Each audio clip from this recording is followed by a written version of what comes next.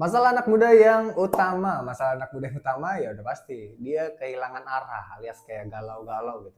Banyak banget lah. Galau karena profesinya, galau karena percintaan dan semua jenis galau yang ada di dunia ini.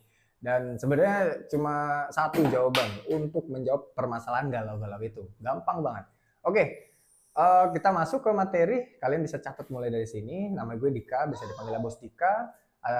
Alhamdulillah apa ya cukup banyak untuk menangani klien-klien yang seperti ini dan berpengalaman untuk menghadapi kasus-kasus yang demikian karena gue seorang trainer juga dan gue suka ngomongin bisnis, gue suka ngomongin personality dan juga gue suka ngejaga kesehatan ya, fitness gitu.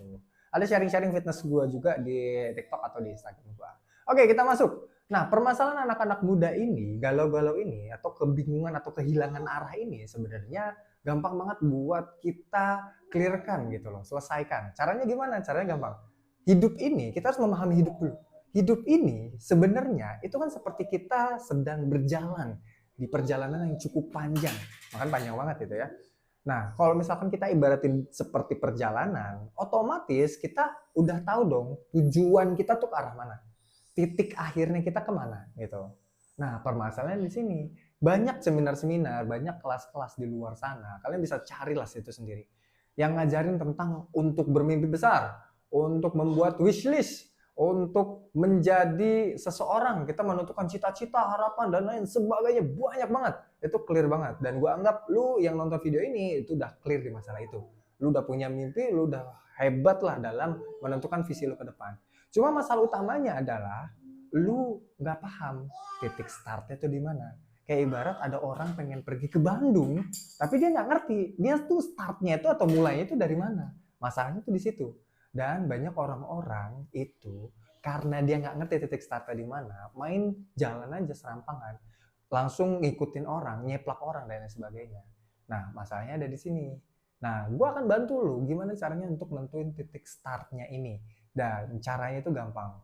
Lu cukup lakukan satu hal ini, yakni apa? Kenalin diri lu sendiri itu siapa. Kenalin diri sendiri lu itu siapa.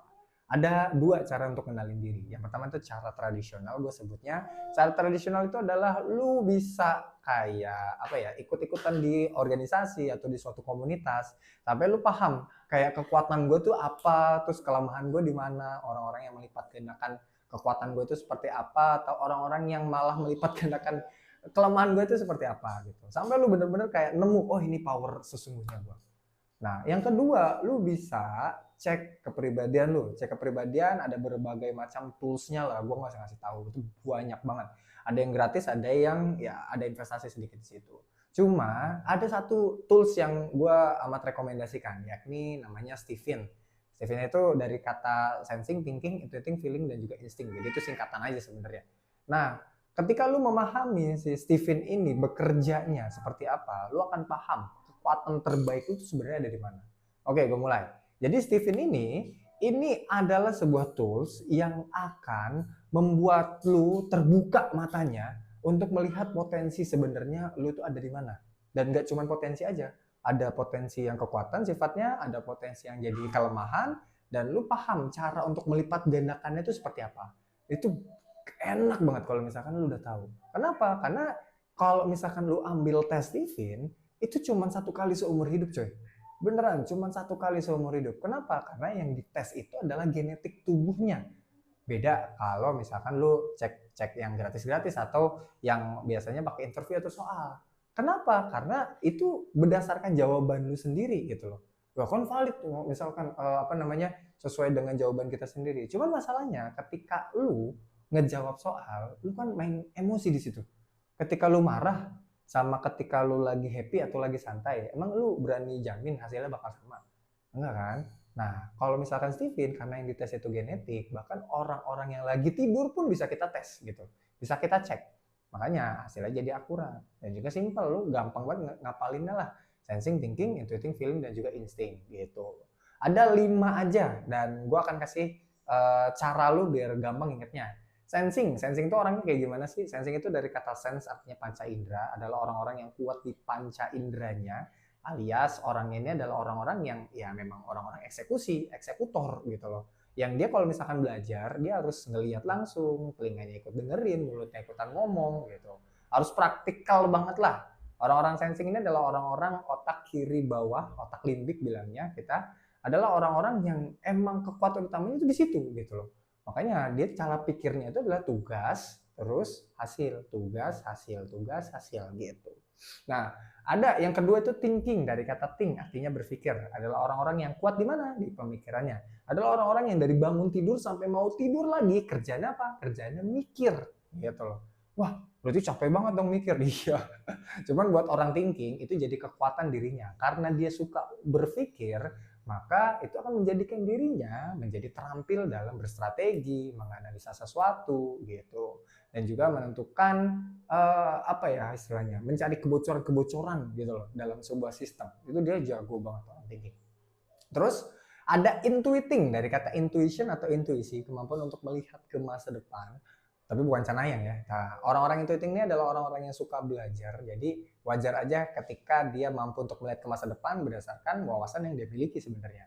Terus juga ada orang feeling, dari kata feel artinya merasakan, adalah orang-orang yang kuat di perasaannya. Pokoknya kalau misalkan orang ini nongkrong, ya pokoknya dia akan selalu bawa perasaannya banget lah gitu.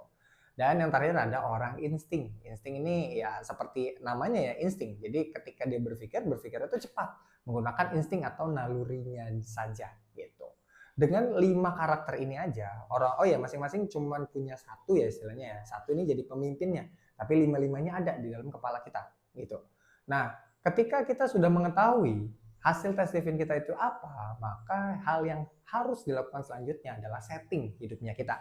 Ya, itu yang akan menjadikan titik startnya kita. Kita mengetahui potensi diri dan juga batasan diri kita sampai mana. Sehingga kita bisa menentukan rute perjalanan kita yang tercepat itu seperti apa untuk menuju ke tujuan kita. Apakah ternyata tujuan kita itu berseberangan jauh dengan titik start kita? Gitu loh. Kalau misalkan kita mau tetap ke arah tujuan kita, pasti ada effort-effort yang harus dilakukan. Kayak contoh gini, ada seorang feeling itu karakternya gimana sih? Feeling itu karakternya tuh dia suka baperan, dia suka apa ya namanya, terbawa sama perasaannya gitu. Kalau lagi semangat, semangatnya semangat yang menggebu-gebu banget. Tapi kalau misalkan lagi nggak semangat, ya nggak semangat gitu. Tiba-tiba dia menjadi seorang analis gitu loh. Misal data scientist gitu loh. Tapi itu udah menjadi kayak cita-cita besarnya gitu loh. Bisa nggak? Bisa. Tapi jalannya akan sangat-sangat lebih menantang. Makanya kalau misalkan mau struggle, ini buat feeling-feeling yang lagi struggle di sana ya, ya udah pasti salah satu caranya untuk bisa struggling di pekerjaan yang seperti itu adalah cari temennya. Nah kan balik lagi kan ke diri sendiri, ke kepribadian. Makanya kita harus tahu dulu titik start kita gimana supaya kita bisa recharge, supaya kita bisa refresh lagi. Orang feeling udah ketemu sama teman-temannya, dia akan ke recharge lagi, dia akan dapat energi lagi. Sehingga apa? Sehingga dia akan menjadi orang yang kuat untuk belajarnya. Jadi siap untuk bekerja lebih produktif lagi. Kayak gitu. Sampai di sini dulu, nanti kita ketemu di video yang selanjutnya.